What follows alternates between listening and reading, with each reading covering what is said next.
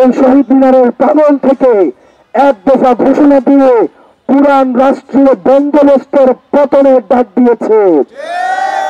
তারপর থেকে পুরাতন রাষ্ট্রীয় বন্দোবস্তে এই রাষ্ট্র চলতে পারে না।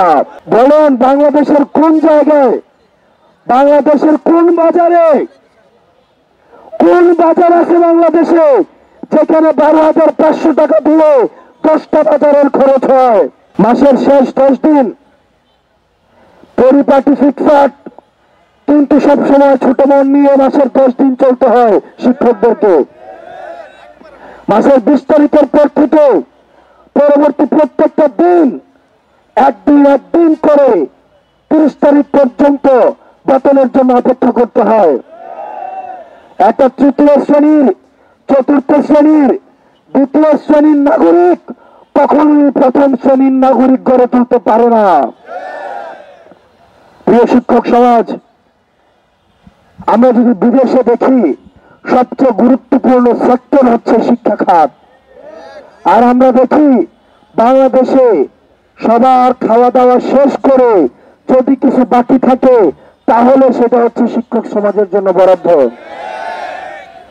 আপনি শিক্ষকের জন্য গ্রামের ভাষায় কথা বলে তেল ছাড়া মাছটা হইতে হবে একদম কি, আমাদের তেল দিবেন না কিন্তু মচমচে মাছ ভাজা লাগবে।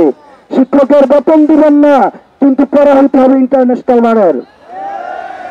বেতন দিবেন হচ্ছে সবচেয়ে খারাপ, কিন্তু পড়াশোনা আপনি প্রত্যাশা করবেন ইন্টারন্যাশনাল মানের।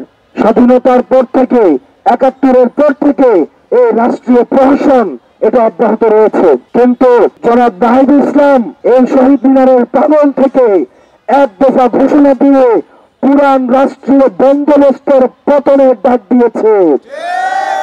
তারপর থেকে পুরাতন রাষ্ট্রীয় বন্দোবস্তে এই রাষ্ট্র চলতে পারে না।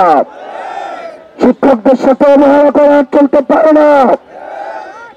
আমাদের শিক্ষকদেরকে দ্বিতীয় শ্রেণীর, তৃতীয় শ্রেণীর, চতুর্থ শ্রেণীর নাগরিকের যে জীবন, সেই জীবন মান নিয়ে আর তাদেরকে চলতে দেওয়া হতে পারে না।